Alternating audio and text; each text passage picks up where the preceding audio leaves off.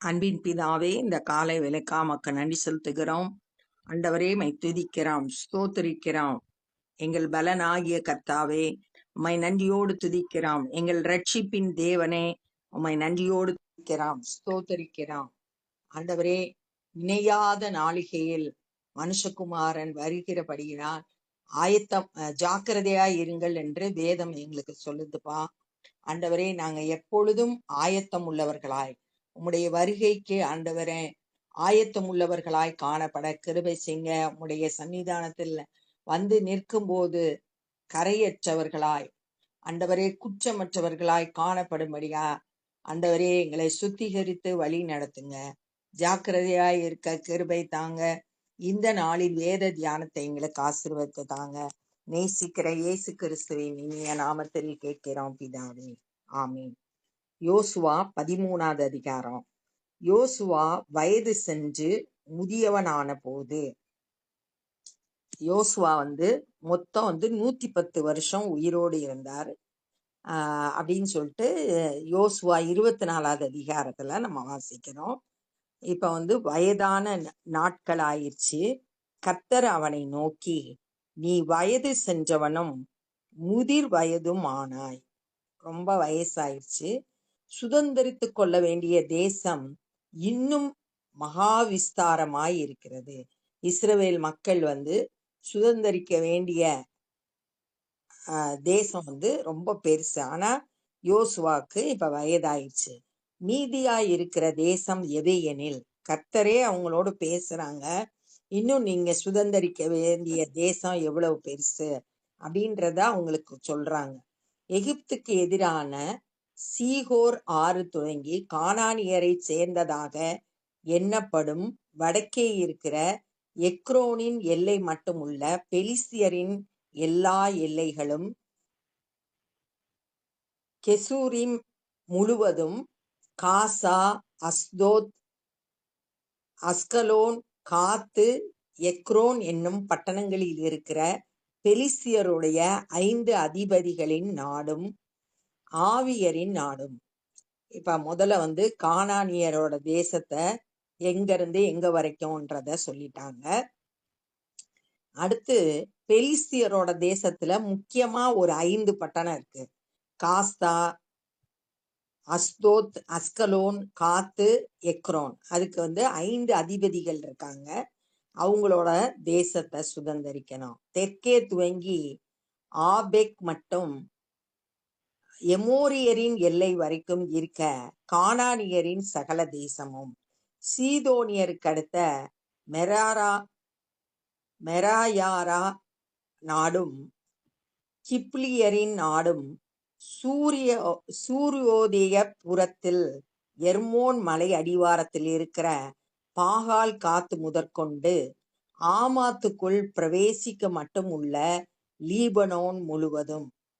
அடுத்து எந்தெந்த இடம் அப்படின்றத அவங்களோடு பேசுறாங்க. லீபனோன் துவங்கி மிஸ்ர போத்மாயீம் மட்டும் மலைகளில் குடியிருக்கிற யாவருடைய நாடும் சீதோனியருடைய எல்லா நாடும் தானே. நான் அவர்களை இஸ்ரவேல் புத்திரருக்கு முன்பாக துரத்துவேன்.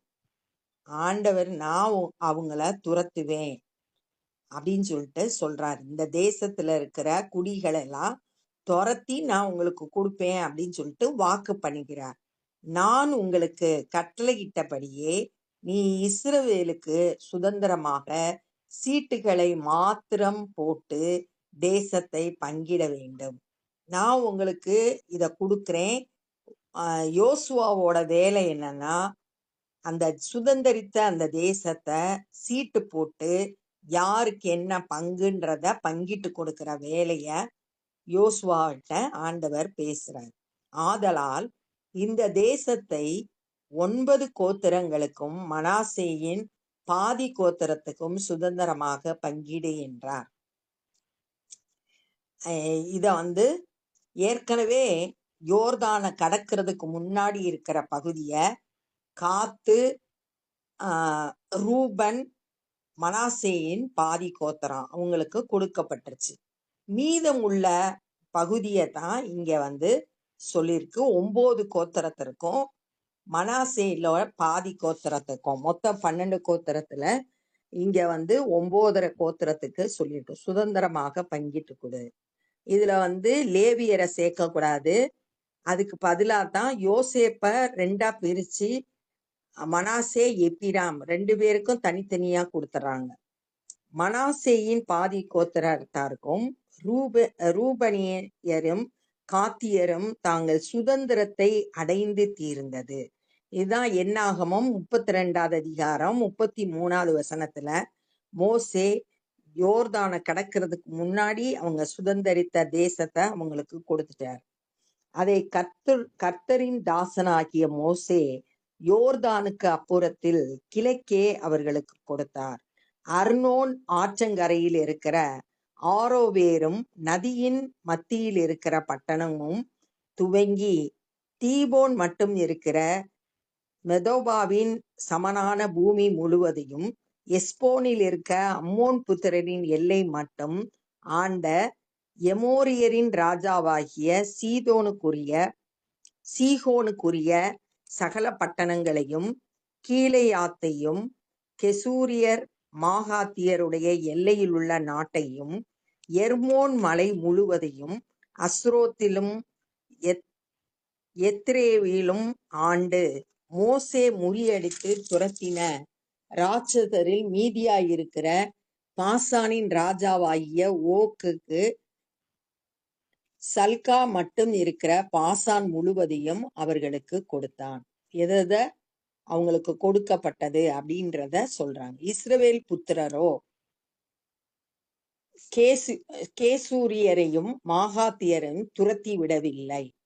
கேசூரியரையும் மாகாத்தியரையும் இந்நாள் வரைக்கும் இஸ்ரவேலின் நடுவே குடியிருக்கிறார்கள். ஆனா ஆண்டவர் துரத்தி விட சொன்னதை இவங்க துரத்தி விடாம சேர்த்து கொண்டாங்க. இவங்க மத்தியில அவங்க குடியிருக்கிறாங்க. லேவியரின் கோத்திரத்திற்கு மாத்திரம் அவன் சுதந்திரம் கொடுக்கவில்லை. இஸ்ரவேலின் தேவனாகிய கர்த்தர் அவர்களுக்கு சொன்னபடியே அவருடைய தகன பலியே அவர்களுடைய சுதந்திரம். லேவியருக்கு அவங்க ஆலயத்துல பணி செய்யறவங்க, ஆசாரிய ஊழியம் செய்யறதுனால ஆலயத்துல தகன பலியா செலுத்தப்படுகிற அந்த காணிக்கைய அவங்களுக்கு சுதந்திரமாக தேவன் கொடுத்தாரு. இது என்னாகமம் 18வது அதிகாரம் 24வது வசனத்துல இஸ்ரவேல் புத்திரர் கர்த்தருக்கு ஏறெடுத்து படைக்கும் படைப்பு ஆகிய தசம பாகத்தை லேவியருக்கு சுதந்திரமாக கொடுத்தேன். ஆகையால் இஸ்ரவேல் புத்திரரின் நடுவே அவர்களுக்கு சுதந்திரம் இல்லை என்று அவர்களுக்கு சொன்னேன் அப்படின்னு ஆண்டவர் ஏற்கனவே மோசே கிட்ட சொல்லியிருக்காரு. அதன்படியே லேவி கோத்திரத்துக்கு இந்த சுதந்திரம் கிடையாது. அவங்களுக்கு சுதந்திரம் எதுனா ஆண்டவருடைய ஆலயத்துல பலி செலுத்தப்படுகிற தகன பலி தான் அவங்களுடைய சுதந்திரம் அப்படின்னு ஆண்டவர் சொன்னபடியே அவங்க செய்தாங்க. இப்ப 15ல இருந்து 23 வரைக்கும் இருக்கிற வசனம் எந்த பகுதிய ரூபன் கோத்திரத்துக்கு ஆண்டவர் கொடுத்தாரு, மோசே மூலம் சொல்லப்பட்ட பகுதிய உங்களுக்கு கொடுத்தாங்க. 24ல இருந்து 28 வரைக்கும் உள்ள பகுதி காத்து புத்திரருக்கு எந்த பகுதி கொடுக்கப்பட்டது அப்படின்றத சொல்லியிருக்கு. 29ல இருந்து 32 வரைக்கும் மனாசேயின் பாதி கோத்திரம். இது எல்லாமே யோர்தானுக்கு கடக்கிறதுக்கு முன்னாடி இருக்க பகுதி. எந்த பகுதி கொடுக்கப்பட்டது அப்படின்றத சொல்லப்பட்டிருக்கு. 15வது வசனம் மோசே ரூபன் புத்திரரின் கோத்திரத்துக்கு அவர்களுடைய வம்சத்துக்கு தக்கதாக சுதந்திரம் கொடுத்தான். அர்னோன் ஆற்றங்கரையில் இருக்க ஆரோவேருக்கும் ஆற்றின் மத்தியில் இருக்கிற பட்டணம் தொடங்கி மெதபாவில் வரைக்கும் உள்ள சமபூமி முழுவதும், சமபூமியில் இருக்கிற எஸ்போனும் அதன் எல்லா பட்டணங்களும் ஆகிய தீபோன், பமோத் பகால், பெத்பகால், மெயோன், யாகசா, கெதமோத், மேபாகாத், கீரியாத் தாயிம், சிம்மா, பள்ளத்தாக்கு மலைகள் உள்ள சேராதா சகா பெத்பே யார் அஸ்தோத் பிஸ்பா பெத் யோசி மோத்தே முதலான சமபூமியிலுள்ள எல்லா பட்டணங்களும் எஸ்போனில் ஆண்டிருந்த சீகோன் என்னும் எமோரியருடைய ராஜாவின் ராஜ்யம் முழுவதும் அவர்கள் எல்லைகள் ஆயிற்று. இதெல்லாம் ரூபன் புத்திரருக்கு கொடுக்கப்பட்டது. இந்த சீகோனை ஜெயித்ததை என்னாகமம் 21 அதிகாரம் 23, 24 வசனங்கள்ல பார்க்கலாம். அந்த சீகோனையும் தேசத்திலே குடியிருக்கிற சீகோனின் அதிபதியாயிருந்த ஏவி, ரெக்கேம், சூர், ஊர், ரேபா என்னும் மீதியானின் பிரபுக்களையும் மோசே வெட்டி போட்டான்.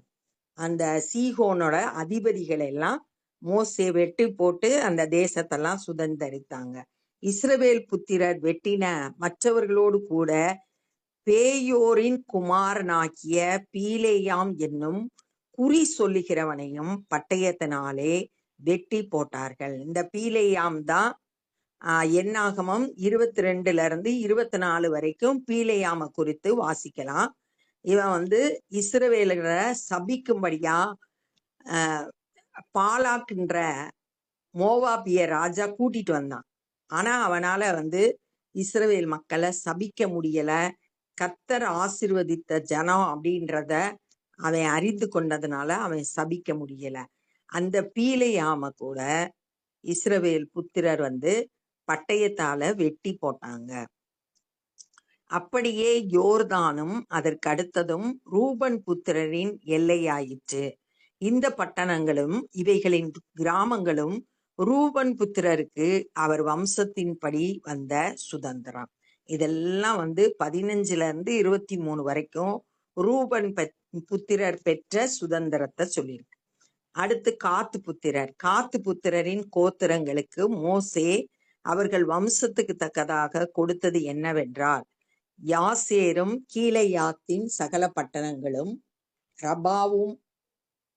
ரபாவுக்கு எதிரே இருக்க ஆரோவேர் மட்டும் உள்ள அம்மோன் புத்திரரின் பாதி தேசமும், எஸ்போன் துவங்கி ராமாத் மிஸ்பே மட்டும் பெத்தோனீம் வரைக்கும் இருக்கிறதும், மக்னாயீம் தொடங்கி தெபீரின் எல்லை மட்டும் இருக்கிறதும், எஸ்போனின் ராஜாவாகிய சீகோனுடைய ராஜ்யத்தின் மற்ற பங்காகிய பள்ளத்தாக்கில் இருக்கிற பெத்தாராவும் பெத் நிம்ராவும் சுக்கோத்தும் சாப்போனும் யோர்தான் மட்டும் இருக்கிறதும், கிழக்கே யோர்தானின் கரையோரமாய் கின்னரோத் கடலின் கடையாந்திர மட்டும் இருக்கிறதும் அவர்கள் எல்லைக்குள்ளாயிற்று. இந்த பட்டணங்களும் இவைகளின் கிராமங்களும் காத் புத்திரருக்கு அவர்களுடைய வம்சத்தின்படி வந்த சுதந்திரமாகும். எந்த எல்லை அப்படின்றத குறிச்சு அந்த எல்லைய அவங்களுக்கு சுதந்திரமாக கொடுத்தாங்க.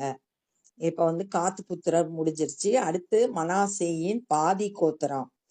மனாசே புத்திரனின் பாதி கோத்திரத்திற்கும் மோசே அவர்கள் வம்சத்துக்கு தக்கதாக கொடுத்தான். மோசேயே இவங்க 3 பேருக்கும் கொடுத்துட்டாரு. காத்து, ரூபன், மனாசேயின் பாதி கோத்திரத்துக்கு மோசே மூலமே கொடுக்கப்பட்டாயிடுச்சு. அது மற்ற கோத்திரத்துக்கு தான் யோசுவா பிரிச்சு கொடுத்தாரு. மக்னாயிம் தொடங்கி பாசானின் ராஜாவாகிய ஓக்கின் முழு ராஜ்யமாயிருந்த பாசான் முழுவதும், பாசானில் உள்ள யாவீரின் சகல ஊர்களுமாகிய 60 பட்டணங்கள் அவர்கள் எல்லைக்குள்ளாயிற்று. பாதி கீலேயாத்தையும் பாசானில் உள்ள அஸ்தரோத், எத்ரேயி என்னும் ஓகு ராஜ்யத்தின் பட்டணங்களையும் மனாசேயின் குமாரனாகிய மாகீரின் புத்திரரின் பாதி பேருக்கு அவர்களுடைய வம்சத்தின்படி கொடுத்தான். மோசே கிழக்கே எரிகோவின் அருகே யோர்தானுக்கு அக்கறையில் இருக்கிற மோவாப்பின் சமனான வெளிகளில் சுதந்திரமாக கொடுத்தவைகள் இவைகளே. மோசே மூலம் கொடுக்கப்பட்ட பகுதி இதுதான். லேவி கோத்திரத்திற்கு மோசே சுதந்திரம் கொடுக்கவில்லை. நம்ம 14வது வசனத்துல பார்த்தோம். லேவி கோத்திரத்துக்கு சுதந்திரம் கிடையாது அப்படின்னு கர்த்தரே சொல்லி இருந்தாரு. அதன்படியே மோசேயும் கொடுக்கல. இஸ்ரவேலின் தேவனாகிய கர்த்தர் அவர்களுக்கு சொல்லி இருந்தபடி அவரே அவர்களுடைய சுதந்திரம். கர்த்தர் தான் அவங்களோட சுதந்திரம். ஏன்னா அவருக்கு பலியிட்ட தசம பாகத்துல உள்ள தகன பலியினுடைய எல்லாம் லேவி கோத்திரத்துக்கு சேரும். அதனால கர்த்தரே அவங்களுடைய சுதந்திரமா இருந்தார். ஏன்னா கர்த்தருக்கு அவங்க பணி செய்ததுனால. அப்ப இந்த நாள்ல என்ன கற்றுக்கொண்டோம் அப்படின்னா, யோசுவாக்கு வயது முதிர்ந்தவன் ஆயிட்டாரு. அதனால ஆனா இன்னும் சுதந்திரிக்க வேண்டிய இடம் மகா விஸ்தாரமானது. நானே அந்த ஜாதிகளை துரத்தி அதை உங்களுக்கு சுதந்திரமாக கொடுப்பேன்னு ஆண்டவர் வாக்கு பண்ணாரு. யோசுவா மீதமுள்ள 9 கோத்திரத்துக்கு பிரிச்சு கொடுத்தாரு. மோசே காலத்திலேயே காத்து, ரூபன், மனாசேயோட பாதி கோத்திரத்துக்கு எதது பிரிச்சு கொடுக்கணுமோ அந்த எல்லைகள் எல்லாம் பிரிச்சு கொடுக்கப்பட்டது. இது யோர்தானுக்கு முன்னாடியே கொடுக்கப்பட்டது. ஆனா லேவி கோத்திரத்துக்கு சுதந்திரம் இஸ்ரவேல் புத்திரருக்கு மத்தியில கொடுக்கப்படல. கர்த்தர் சொன்னபடியே தகன பலிய கர்த்தருக்கு செலுத்தப்படுகிற தகன பலிதான் அவங்களுக்கு சுதந்திரம். கர்த்தரே அவங்களோட சுதந்திரம் அப்படின்றத தியானிச்சோம். இப்ப நம்ம ஜெபம் பண்ண போறோம். அன்பின் பிதாவே, இந்த நாள்ல கற்றுக்கொண்ட வேத பகுதிக்காய் நன்றி செலுத்துகிறோம். வாக்கு பண்ணின தேசத்தை சுதந்திரிக்கவும் அதை அவங்களுக்குள்ள பங்கிட்டு கொள்ளவும் கர்த்தர் கொடுத்த கிருபைக்காய் நன்றியோடு துதிக்கிறோம், ஸ்தோத்தரிக்கிறோம். ஆண்டவரே, நீ சொன்னபடி எல்லாம் செய்து முடிக்க இஸ்ரவேல் மக்களுக்கு நீங்க ஒத்தாசையா இருந்ததை தியானித்தோம். ஆண்டவரே, எங்களுடைய வாழ்க்கையிலும் கூட நீங்க எங்களுக்காய் வைத்திருக்கிற ஆசீர்வாதங்களை சுதந்திரித்து கொள்ள எங்களுக்கும் கிருபை தாங்க. எங்களோடு பேசுங்க. உம்முடைய வார்த்தைகள் மூலம் ஆண்டவரே நாங்க பலப்படுத்தப்படவும், உம்முடைய வார்த்தைகளை வாக்கு தத்தங்களை விசுவாசிக்கவும் பெற்றுக்கொள்ளவும் எங்களுக்கு கிருபை செய்யுங்க. சுவிசேஷ பணி செய்கிறவங்களை பயன்படுத்துங்க. அநேகரும் உம்முடைய வருகைக்கு ஆயத்தமாக கிருபை செய்யுங்க. நாங்களும் எங்களால் இயன்ற ஊழியங்களை செய்து உம்முடைய ராஜ்யத்தை கட்ட கிருபை செய்யுங்க. எல்லா துதி கன மகிமையும் மக்கே செலுத்துகிறோம். நேசிக்கிற இயேசு கிறிஸ்துவின் இனிய நாமத்தில் கேட்கிறோம் பிதாவே, ஆமென். என் ஆத்துமாவே கர்த்தரை ஸ்தோத்திரி, என் முழுவலுமே பரிசுத்த நாமத்தை ஸ்தோத்திரி. என் ஆத்துமாவே கர்த்தரை ஸ்தோத்திரி, கர்த்தர் செய்த சகல உபகாரங்களை மறவாதே. ஆமென். God bless you.